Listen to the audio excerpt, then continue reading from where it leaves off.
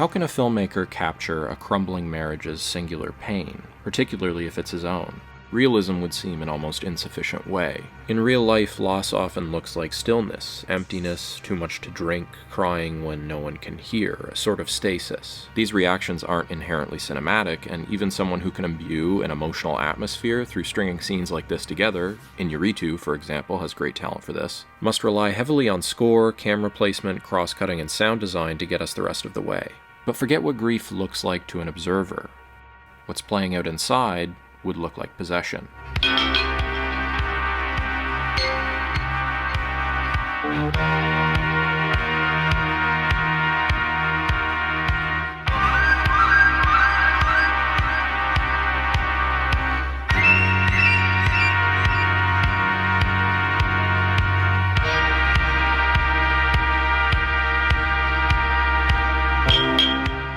Set in a divided Berlin that's both allegorically appropriate and personally significant for Polish director Andrzej Żuławski, 1981's Possession follows Sam Neill's Mark, a spy who returns home to find that his wife, Isabella Gianni's Anna, wants a divorce. He pesters her with desperate questions, but can't get any definitive reasoning from her. Her behavior grows increasingly erratic and destructive, as does his own. From there, the film steadily graduates to surreal, chaotic, maddening planes of reality that defy genre, comparison, classification, and standard comprehension. And ultimately, that is fitting for a film exploring ineffable pain. Full disclosure, in many ways this video is a failure before it's even started. I've spent the better part of 5 years trying to figure out this movie.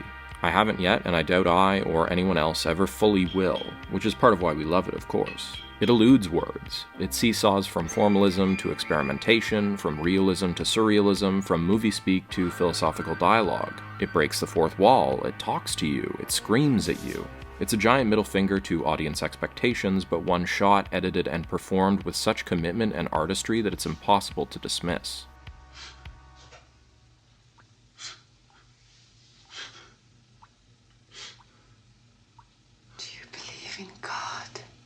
The story was inspired by Żuławski's own messy separation, but the last thing he was interested in doing was an autobiographical dime-a-dozen breakup film to vent his feelings. He wanted to interrogate the male psyche and interrogate himself.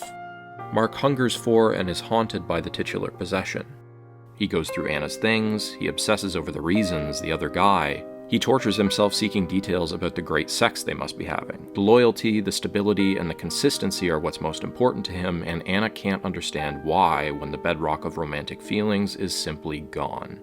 Mark and Anna are generalized, archetypal representations of men and women in divorce, exaggerated and ballooned to the greatest possible degree.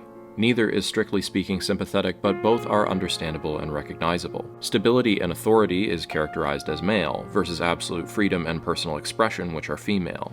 You must restore order. You must leave him. You will call him. You will say it is over. It's so sad that for you, freedom seems to mean evil.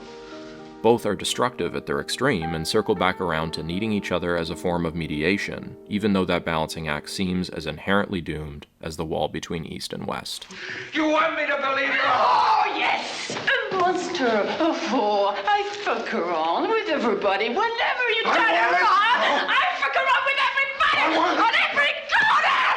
You will let me go! Mark encounters or perhaps creates an idealized version of Anna as innocent, supportive, and maternal, and after getting his ass kicked by the new man, he's still obsessed with his own humiliation, something I think we can all understand even if we don't want to admit it. Even when it's going to be the death of us, how often have we been unable to stop scrolling through social media and comparing ourselves against that new person?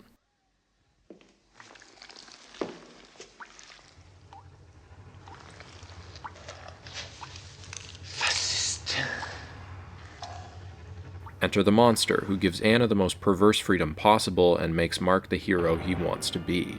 And who is the ultimate cinematic hero? It's Tom Cruise, it's Denzel Washington, the provocateur, the master of duplicity, the action hero. That Mark is a spy is something of a throwaway detail. It doesn't feel like a super spy should be dealing with this, and yet he is. Possession avoids the stagnant pitfalls of breakup films and other talky two-handers by continually heightening itself. The cinematography has a feeling of constant movement and momentum, encircling, slingshotting, rocking, following, observing, and closing in on our characters at their breaking points. Monochromatic palettes add a visual element to the theme of division. More distinctive blues and yellows are bisected and married with drab, sterile grays. The film reminds me a little of English playwright Sarah Kane's provocative work. It's a very human, cathartic, and pathetically grotesque and existential scream. I saw Possession for the first time when theater was more of a mainstay in my life. Żuławski's approach to performances draws heavily from that realm. He speaks to being inspired by theater's interweaving of movement, body, and mind, the antithesis to traditionally cinematic stopping and talking when the plot requires it. After all, even the most measured acting is an interpretation of what real human emotions look like, and even in subtle films, it's just a little bit over the top. Possession, meanwhile, starts at that place that more conventional films would build to and slowly escalates until the characters are exploding out of their surroundings and the frame. The 10-minute mark is where that shift starts, and this scene for some is where the movie jumps ship, where you have to buckle up and get on its level or get left behind. Keeping you off balance in this way is intentional in the film's design. These constant emotional highs and lows everywhere create a feeling of turmoil and anxiety in the viewer, a dread of what's coming next. Through form and technique, this aligns us with how the characters themselves feel. Żuławski isn't afraid to get metatextual either. Segments of the film seem to confront the moral permissibility of a director capturing and depicting other people and their suffering. What is lost when a real human being is transformed into a character by someone else? Well, that's why I'm with you. Because you say I for me. Isabella Gianni's performance, which took Best Actress at Cannes, is easily one of the bravest to ever grace the screen. The woman is a genius. She allows herself to go to volcanic places with an unself-conscious commitment, but there's always clear, pointed insight and intelligence behind what she's feeling. She also slips between Anna and the idealized Helen with unconscious ease. It's exhilarating to watch her react to the other actors, internalize their words, and just think. The performance came at great personal cost.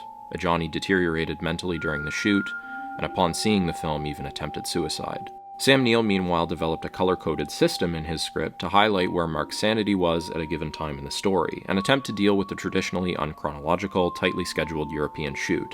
If Mark's descent into madness wasn't palpable, and if Neill wasn't so fantastic at guiding the audience's emotions and awareness, the film just wouldn't work. The two are always on different wavelengths, but they play off each other incredibly well, exploring the different aspects of a relationship and the different roles partners can take. So much of Possession rests squarely on the shoulders of these two actors, and they sail it out of the park. Would you open it, please? Why not, Bob? It could be your father. Don't open. Oh, but I want to. Don't open. But I want to. Don't open. Don't open. Don't open. The two idealized versions of Mark and Anna that their son doesn't recognize or trust end up together. Mark and Anna's ideals even are based on each other, versions of each other. But tragically, even their young son, who is perhaps the story's greatest victim, can see that incompatibility and chaos are inevitable by the film's end. Do we fall in love with our ideas of a person and lose interest when we slowly but surely find out who they really are? Or does our love for the imperfect within a person drive us to madness? Or is it both? Perhaps the most frightening and yet strangely hopeful thing about Possession is that at the end of it all, they still seem to love each other.